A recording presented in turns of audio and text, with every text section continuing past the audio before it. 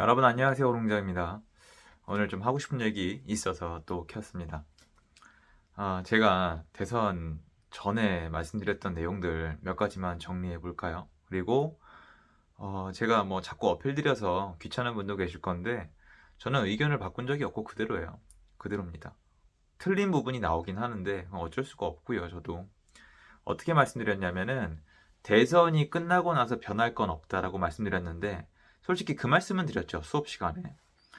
1번 이 될 경우에는 사람들이 심리적으로 많이 눌릴 수 있기 때문에 그 효과가 시장에 어느 정도 반영될 수도 있다. 공포심도 공포심이니까요. 그런데 2번이 될 경우라 해서 막 이럴 건 아니다. 왜냐면 실질적으로 수도권은 그럴 수가 있는 구조가 아니다라고 말씀을 드렸죠. 그건 됐고 이제 자, 두 번째 2번이 됐을 경우에 뭔가 분위기를 전환하려고 열심히 노력할 수밖에 없다. 왜냐면 공약이 있으니까. 1번도 공약이 있고 2번도 공약이 있었고 뭔가 완화하고 풀어주는 그런 방향이었지만 사실 좀 다르죠. 그래서 묶여있던 걸 풀어주는 분위기로 갈 것이고 대선이 끝나기도 전부터 언론사에서 대선 때문에 이 사람 때문에 서울시장 때문에 시장이 다시 올라간다라고 바람을 잡기 시작할 것이다. 그 이유는 그게 조회수가 잘 나오거든요. 열받잖아요, 사실. 그러니까 이해는 해요. 그래서 그렇게 될 것이다. 자, 세 번째 뭐라고 말씀드렸죠? 언론이 심해질 것이다. 여기서부터 내가 모르는데, 언론이 대선이 끝나서 이 대선 후보 때문에, 이 당선자 때문에, 이 서울시장 때문에, 재개발, 재건축 때문에 다시 시장이 과열될 수 있다, 위험하다라고 얘기했을 때, 사람들이 이거에 적극 지지를 하거나 적극 반응을 하게 되면은 당선인도 눈치를 보기 시작할 것이다.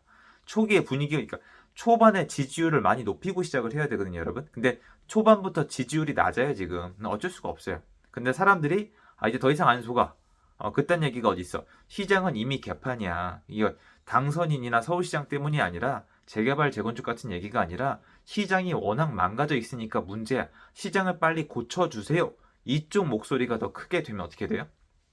이쪽이 더 크게 되면은 신경을 안 쓰고 원래 가던 길을 가겠죠.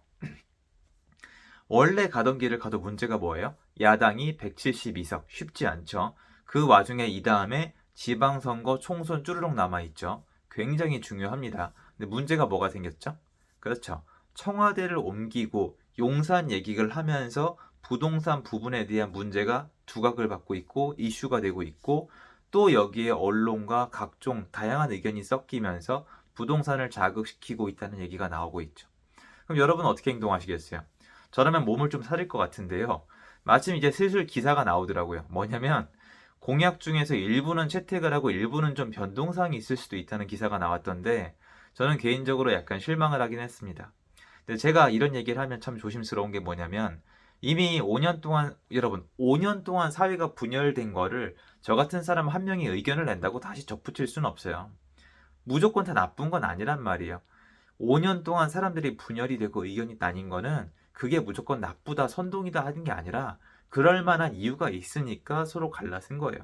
예를 들어서 편가르기라고 쳐봐요. 그러면 예를 들어서 뭐 의사나 간호사라고 있다고 쳐봐요. 그럼 편가르기가 됐어요. 그러면 여러분 의사랑 간호사님들이 다 멍청해요? 다 엘리트들이잖아요. 사실 이거 되게 뭐 알잖아요. 되게 어렵잖아요.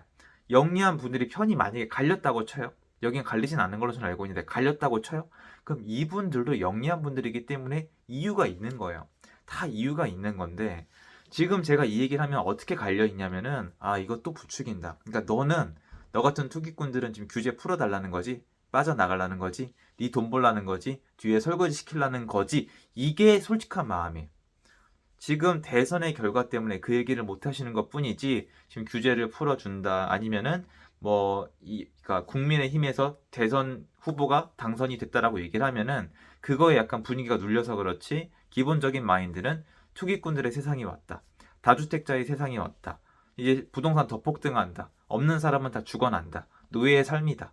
일주일 내내 일해야 된다. 그래도 집을 못 산다. 월세 내다 끝난다. 이런 마인드인 거란 말이에요. 근데 그거를 함부로 터치하려고 그랬다가는 굉장히 예민한 폭탄을 터뜨리는 경우가 있기 때문에 조심해야 됩니다. 근데 어쨌건 이거에 대해서는 계속 방향성을 제가 말씀드릴 건데 제가 봤을 때는 지금 어쨌건 국민의힘에서 당선인이 나왔지만 방향을 약간씩 선회할 것 같습니다. 그럼 선회하면 어떻게 되느냐? 여러분이 지금 제일 많이 오해하시는 게 뭐냐면 이건 오해인데 이건 제 말이 거의 맞아요. 왜냐면 제가 잘났다는 뜻이 아니지 계속 말씀드리잖아요. 지난 5년 동안의 데이터가 수립이 된 거잖아요, 여러분. 여러분 5년이 짧게 느껴지세요? 5억 하던 아파트가 15억이 됐죠. 주택 가격이 3배가 넘게 올랐잖아요, 서울이. 그리고 5년이라는 시간 동안 축적이 됐고 3억 하던 전세가 지금 6억을 넘어서 7, 8억까지 갔었어요. 좀 내려와서 그렇지. 그러면 어떤 행정이나 어떤 행위나 어떤 시스템에 대해서 부동산 시장의 아파트 가격이 어떻게 반응하는지는 일단은 데이터가 나와 있는 거예요. 왜냐면 극단적인 사례에 대한 데이터는 확실히 연관성이 있다는 뜻이거든요. 예를 들어 볼게요, 여러분. 제가 우유를 한 달 동안 열심히 마셨어요. 내 키가 1cm 컸어요.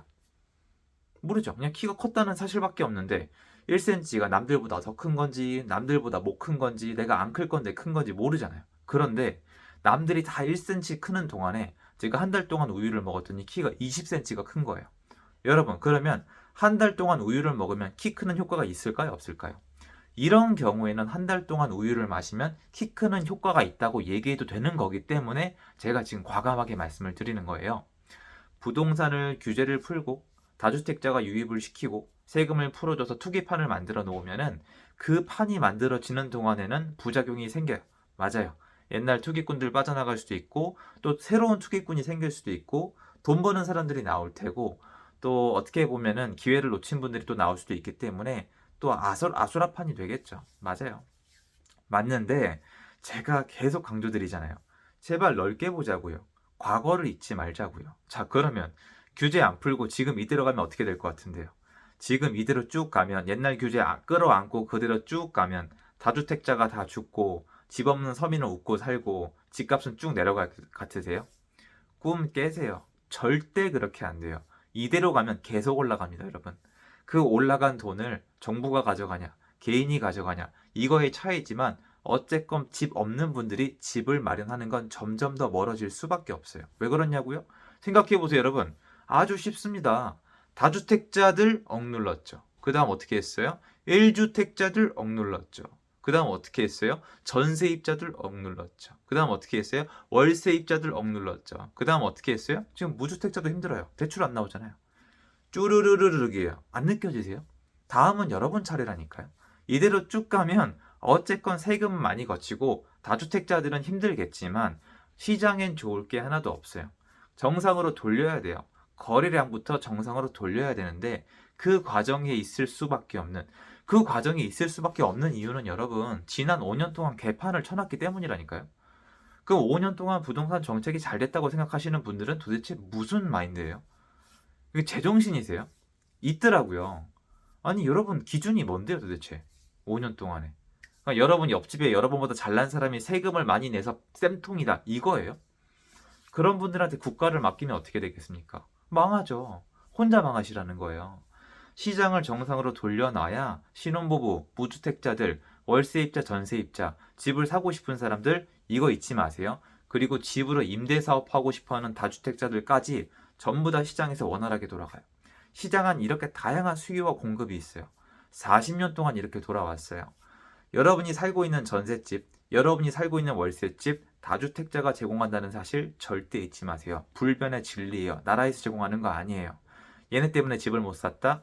미분양, 역사적으로 미분양은 무주택자가 아니라 다주택자들이 대부분 소화했습니다. 그게 아니었으면 건설사가 더 많이 망했을 테고 주택 경기가 더 죽었을 것이고 신규 공급이 더 줄었을 거예요.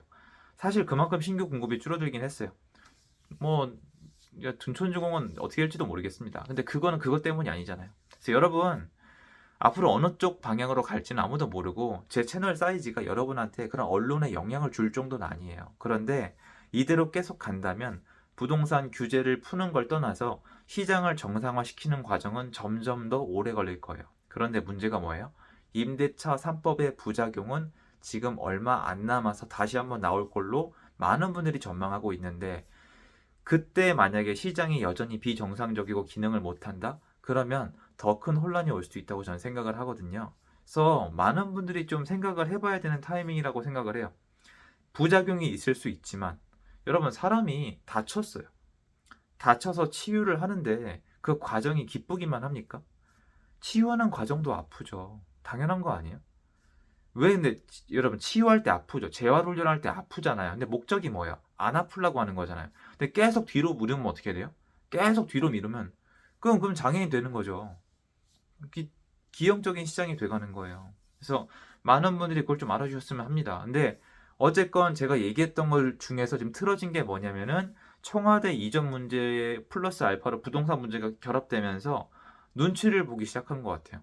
부동산 시장 정상화에 대해서. 그러면 시장에 대한 정상화는 그 정상화 과정은 좀 진통스럽겠지만 정상화 자체는 점점 더 뒤로 밀릴 거고 정상화가 시급한 이유는 올해와 내년 시장이 굉장히 불안정할 수밖에 없기 때문이거든요. 그래서 여러분들이 요것 좀 경제적 결정하시는데 참고하셨으면 하는 마음에 영상 찍었습니다. 감사드리고요. 좋은 하루 되세요. 감사합니다.